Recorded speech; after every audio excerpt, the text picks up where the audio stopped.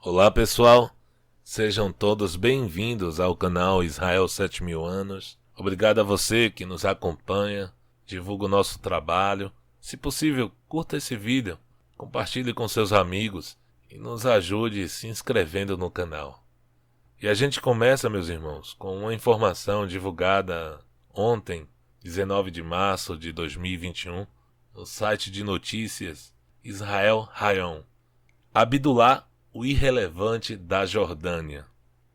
A crise diplomática existencial da semana passada com a Jordânia reflete a natureza mutante das relações entre Jerusalém e Amã na era dos Acordos de Abraão. De acordo com relatos da mídia em Israel e nos Estados Unidos, na quinta-feira passada, dia 11, os laços de Israel com a Jordânia estavam à beira do abismo. Mas então, 5 a 10 minutos se passaram e tudo voltou ao normal. A crise de relações passageira, mas existencial da semana passada com o reino Hashemita da Jordânia, desapareceu sem deixar vestígios. Mas antes de esquecermos tudo, é importante, meus irmãos, pensar duas vezes sobre o que aconteceu. Isso nos ajudará a compreender a natureza das relações de Israel com a Jordânia na era dos Acordos de Abraão, que praticamente encerraram o conflito árabe-israelense. Dois eventos fomentaram a crise. Primeiro, na última quarta-feira, o príncipe herdeiro da Jordânia, Hussein, deveria visitar o Monte do Templo em Jerusalém, isso no dia 10. As providências para a visita, incluindo aquelas relacionadas ao destacamento de segurança de Hussein, foram assiduamente discutidas e acordadas com antecedência por autoridades israelenses e jordanianas. Mas, como ficou claro quando Hussein e sua comitiva chegaram à travessia da ponte Alembe para entrar em Israel, os jordanianos decidiram ignorar os acordos. Hussein estava acompanhado por uma força de segurança pessoal muito maior e mais bem armada do que qualquer outra coisa com a qual Israel havia concordado. Oficiais de segurança israelenses na ponte Alembe razoavelmente pediram que, de acordo com o acordo, o príncipe Hussein reduzisse o tamanho de sua equipe de segurança. Em vez de respeitar a posição de Israel, Hussein voltou para casa bufando. Seu pai, o rei Abdullah II, teria ficado indignado ao saber que Israel se recusou a permitir que seu filho tratasse seus oficiais e o acordo alcançado com desprezo. No dia seguinte, Abdullah usou o voo planejado do primeiro-ministro Benjamin Netanyahu para Abu Dhabi para se vingar. Netanyahu deveria voar para Amman na quinta-feira 11 de manhã e em seguida embarcar em um avião particular que o líder dos Emirados Árabes Unidos, o príncipe coroado Mohammed bin Zayed, enviaria para trazê-lo a Abu Dhabi. Os jordanianos atrasaram a aprovação dos planos de voo de Netanyahu por várias horas e forçaram o premier a cancelar sua viagem. Os comentaristas da mídia israelense que odeiam Netanyahu, juntamente com o rival político de Netanyahu, o ministro da Defesa Benny Gantz, foram rápidos em usar a viagem cancelada e o desagrado na ponte Alembe para proclamar que, por meio de seu tratamento desrespeitoso aos jordanianos, Netanyahu havia conseguido minar e colocar em risco os acordos de paz com a Jordânia e os Emirados Árabes Unidos. Para desespero das classes tagarelas e dos rivais políticos de Netanyahu, mais tarde na quinta-feira, Netanyahu deu uma entrevista coletiva na qual anunciou que, embora fosse verdade que foi obrigado a adiar sua viagem devido a atrasos na Jordânia, ele viajaria para os Emirados Árabes Unidos no futuro próximo. E a propósito, disse ele, os Emirados Árabes Unidos estão planejando, irmãos, investir 10 bilhões na economia israelense. Quanto a mídia acusou Netanyahu de mentir, os Emirados Árabes Unidos também anunciaram o fundo de investimento de 10 bilhões. E na terça-feira, Israel Hayom informou que ambos os lados estavam trabalhando para marcar um novo dia para a visita antes das eleições de terça-feira 23. Histérico agora, o estoque da mídia insistiu que Netanyahu estava mentindo. Os repórteres entraram em contato com os Emirados Árabes Unidos e perguntaram por que eles estavam interferindo nas eleições e se eles estavam falando sério sobre o investimento de 10 bilhões. A túrdidos funcionários dos Emirados Árabes Unidos negaram que estivessem interferindo nas eleições. Disseram que é claro que a paz é entre os países e as nações, e não apenas entre os líderes, e que o fundo de investimento está sobre a mesa, mas não foi concluído. Ah! Gritaram os comentaristas. Netanyahu mentiu e a paz está em perigo.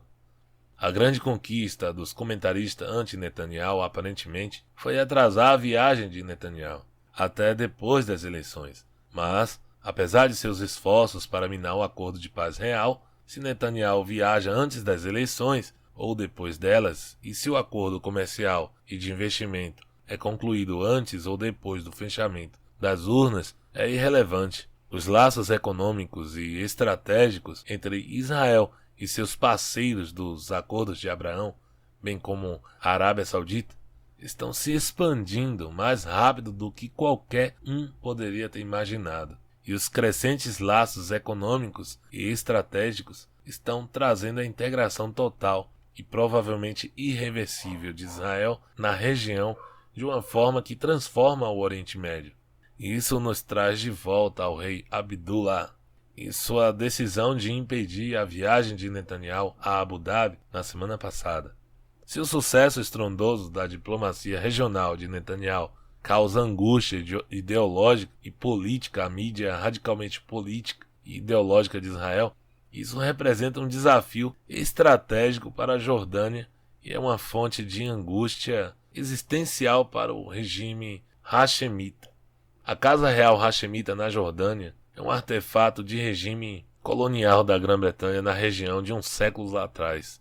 Os Hashemitas são uma pequena minoria da população da Jordânia, e o país que eles controlam é pobre e carente de recursos. A principal fonte da longevidade do regime Hashemita é Israel. A Jordânia está localizada entre Israel e o Iraque e faz fronteira com Israel e a Síria. Sua posição, há muito, o tomou um estado de buffet, e sua moderação relativa serviu como um impedimento para a agressão do Iraque e da Síria contra Israel. Como consequência, os israelenses, principalmente os líderes militares israelenses, por muito tempo consideraram o reino Hashemita indispensável.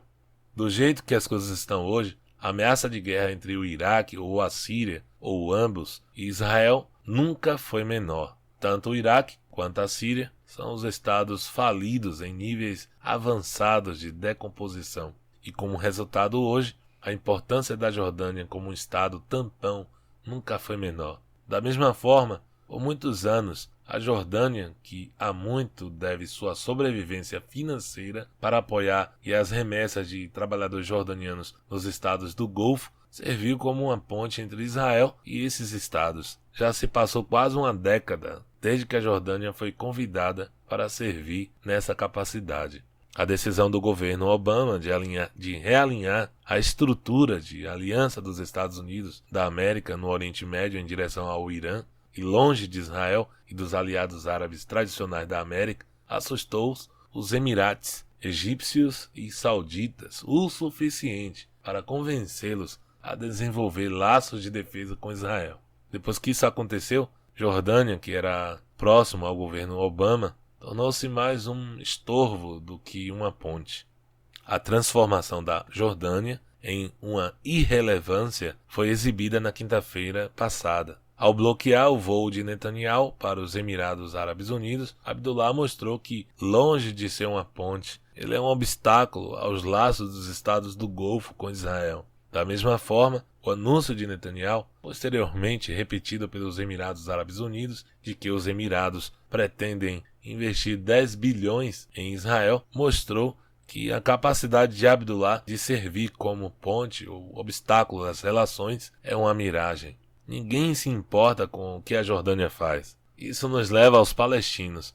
Além da OLP e de sua autoridade palestina, o maior defensor árabe do veto palestino sobre a paz árabe-israelense, foi o rei Abdullah, enquanto o presidente egípcio Abdel Fattah el-Sisi saudava os acordos de Abraão. Abdullah se juntou ao líder palestino Mahmoud Abbas para condená-los. Da mesma forma, enquanto os Emirados Árabes Unidos e o Bahrein enviaram seus embaixadores à Casa Branca para comemorar quando o então presidente Donald Trump apresentou seu plano de paz, que incluía a soberania israelense sobre partes da Judéia e Samaria, Abdullah condenou o plano. Enquanto Israel avançava com seu plano de aplicar sua soberania às áreas da Judéia e Samaria, de acordo com o plano de Trump, Abdullah divulgou que tal medida israelense e americana faria revogar o Tratado de Paz da Jordânia com Israel. Um dos desenvolvimentos regionais que mantém Abdullah acordado à noite é a aliança ainda não oficial entre Israel e Arábia Saudita. Abdullah vive com medo de que, em troca da normalização oficial dos laços da Arábia Saudita, Israel forneça aos sauditas uma posição oficial na administração, meus irmãos, das mesquitas no Monte do Templo, às custas da Jordânia. Por sua vez, como o atual guardião das mesquitas no Monte do Templo, a Jordânia torpedeou todos os esforços israelenses para estabilizar a situação no local sagrado.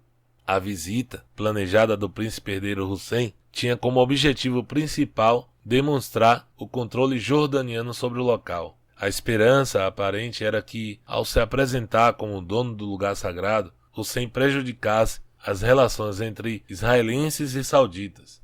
Marrocos também foi uma consideração. A capital de Marrocos, Rabat, detém o portfólio da Liga Árabe em Jerusalém, e como membro dos Acordos de Abraão, Rabat também está ansiosa para minar a posição da Jordânia na mesquita de Al-Aqsa. A irrelevância efetiva da Jordânia em um conflito pós-árabe israelense no Oriente Médio, onde os membros e apoiadores dos Acordos de Abraão dominam o cenário econômico e estratégico, apresenta à Jordânia uma escolha entre dois caminhos. Pode continuar como nas últimas décadas, pode continuar a se recusar a normalizar suas relações com Israel e insistir que toda normalização deve ser contingente à rendição israelense da Judéia, Samaria e do norte, leste e sul de Jerusalém, incluindo o Monte do Templo. Se fizer isso, continuará ficando à margem no esmagamento da pobreza, enquanto Israel e outros países árabes galopam em direção a uma prosperidade sem precedentes de desenvolvimento conjunto.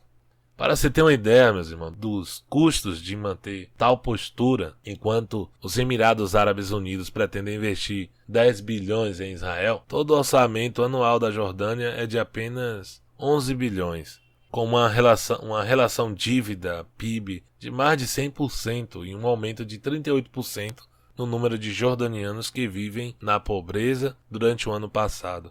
As dimensões econômicas dessa escolha são estonteantes. Por outro lado, manter sua postura rejecionista e obstrucionista manterá a posição do reino como o queridinho da Europa, da esquerda americana e da mídia israelense.